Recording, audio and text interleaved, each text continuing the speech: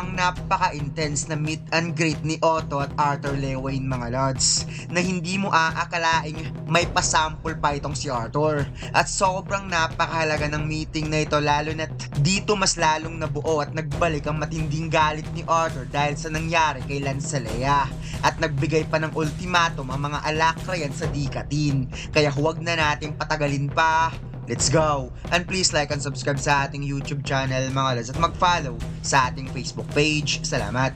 Nagsimula ang chapter na ito kung saan lumipad na nga at nagtungo sina Arthur, Verion, Aldir at Selvi sa location para harapin ng representative ng Vretra. At makikitang nasa loob ng lumulutang na orb sina Verion at Aldir, habang si Arthur naman ay nakasakay sa dragon form ni Selvi. Napatanong si Selvi kung okay lang ba itong si Arthur. Natugon naman ang ating bida na ayos lang naman, though hindi pa lang siya sanay na tinatawag siya ni Selvi sa kanyang pangalan. Sagot ni Selvi, sinabi kasi ng lolo niya na mahalagang panatilihin ko ang dignidad ng mga dragon. Kaya tugon ng ating bida, siguradong marami nga talagang sinabi ang grandfather mo sa'yo. Biglang naalala ni Arthur nung huli niyang nakita si Lord Endrat sa huling araw din ng kanyang training sa Epeutos. Ipinatawag siya ni Lord Endrat.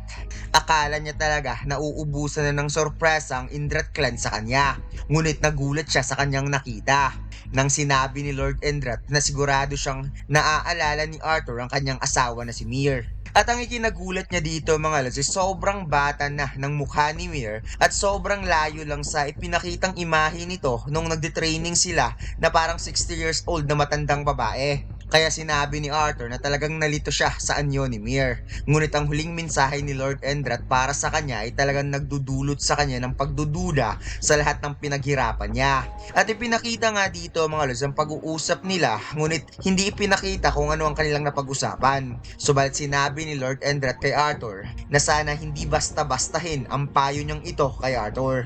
Pagkatapos lumipat ang eksena kung saan sinabi ni Verion na nandito na sila. Ngunit ramdam pa rin niya na hindi tama ang meeting na ito na walang backup. Kaya sinabi ni Aldir na huwag mag-alala si Verion dahil kapag ang mga messenger na ito ay gagalaw laban sa kanila, mayroon siyang karapatan para mag-intervene. Ngunit tugon ni Verion na hindi pa rin siya kampante, considering sa lahat ng ginawa ni Agrona, ang pag-breed ng mga Ashura sa mga tao, ang paglikha ng mga mutants, at ngayon naman mga barko. Hindi niya talaga ma-imagine kung gaano katagal naghanda si Agrona para dito. Paliwanag ni Eldir na since si Agrona ay prohibited sa pag-participate ng digmaang ito, siya ang magiging pinakamakapangyarihang gagalaw sa chess pieces ng digmaang ito sa side niya. Kaya napatanong si Verion na sino naman ang gagalaw para sa kanila. Sagot ni Aldir, ikaw yon Verion, dahil ikaw ang namumuno ng digmaang ito. Patuloy sa paglipad ng grupo sa lokasyon, ngunit inimungkahi ni Aldir na mas maiging si Arthur at Selvi ay sasama na lang sa kanila sa loob ng orb. Kaya nagkatinginan ng dalawa at sinabi ni Selvi na okay lang sa kanya, ngunit hindi ibig sabihin na lagi siya magtatago sa likod ni Arthur kapag nasa digmaan, dahil puprotektahan at protektahan niya ito hanggat gusto niya, kung kaya't kaagad nag-transform si Selvi into a fox form at pumasok kaagad sa orb ni Aldir.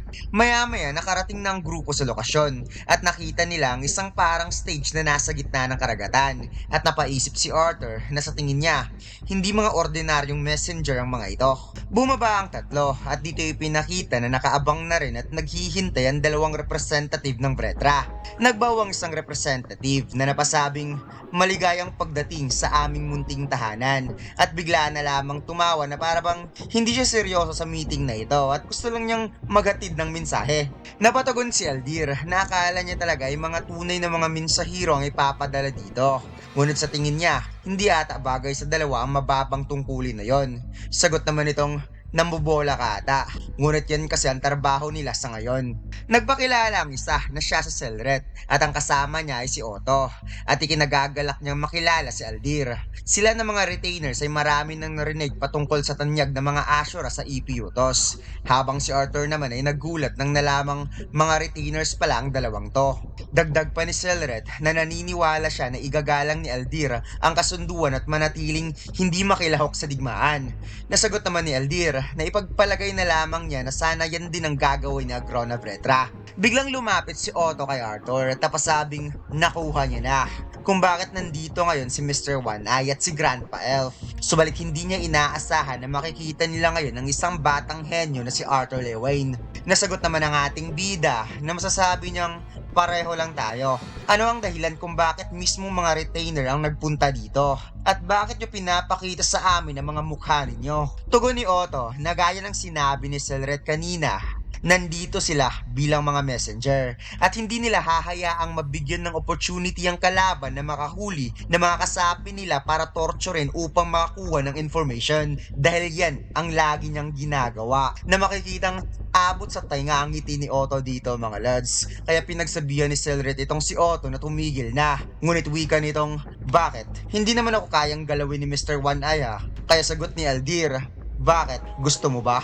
Sinabi ni Aldir na hindi kami nagpunta dito para lang makipagpalitan ng walang kwentang usapan. Kaya dumiretso na kayo sa mensaheng gusto nyong ihatid. Kaya napa-as you wish nga dito si Selret at sinabing inatasan sila ng kataas-taasang pinuno na iparating sa pinuno ng Dikatin ang mensaheng ito. At yun nga ay ang isuko ang mga leader na royal families at ang awa ay ibibigay nila sa mga karapat-dapat. At kung magpatuloy sa paglaban ng Dikatin ay wawasakin nila ang kontinente ito gamit ang buong hukbo na walang pagpapakitang awa. Napakamaos si Varian sa galit habang nanginginig at sinabing paano nyo natawag na isang kondisyon ng mga bagay na yon. Isa na yung ultimatum na pangiti namang sinabi ni Otto na magpasalamat ka na lang tanda dahil binigyan pa kayo ng choice. Nadagdag pa niyang huwag mag-alala itong si Grandpa Elf dahil kung pipiliin daw nito ang first choice, ipapangako niya na marahan niyang puputuli ng ulo nito para hindi maramdaman ng sakit. Kaya sinabi ni Selret na hindi tayo nandito para mag-udyok ng laban, Otto. Sagot ni Otto na hindi naman yan ang intensyon ko.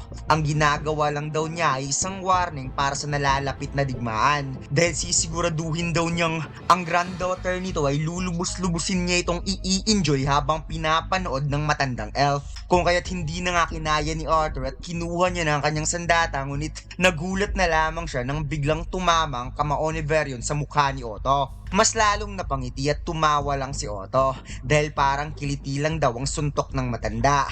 Subalit ang ikinagulat ni Otto ay nang nakita niya ang putol na sungay ni Otto at naalala ang karumal-dumal na pagkamatay ni Lancelea, realizing na si Otto ang dahilan kung bakit nagsuffer ng ganun katindi si Lancelea. Kaya parang nanumbalik ang matinding emosyon na nararamdaman ni Arthur at kaagad niyang nilapitan si Otto at kinumpronta na napasabing, ikaw yon, ikaw ang pumatay kay Lancelea, ang Lance sa loob ng dungeon na pinutulan mo ng paa bago mo pinatay. Napaisip si Otto kung sino ang tinutukoy ng batang ito dahil marami naman siyang pinatay at pinutulan ng paa at bigla niyang naalala na yung magandang elf pala ang tinutukoy ng batang ito. At oo, siya nga talaga ang pumatay. Kaya ang ating bida ay biglang natahimik sa pagpipigil ng kanyang galit.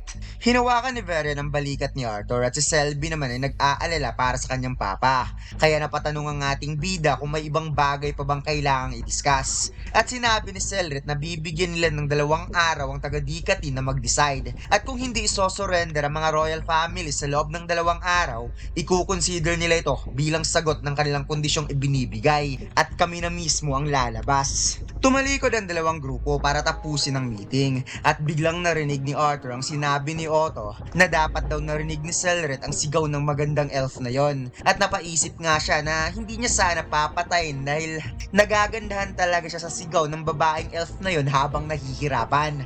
Kaya si Arthur ay parang nagkaroon ng adrenaline rush sa kanyang kalamnan habang napa-beast mode na inactivate ang kanyang kapangyarihan na makikitang dumaan lang naman sa gitna ng 2 retainer ang napakalakas na lightning. Napangiti lang si Otto at napasabing, nagulat ako dun ha.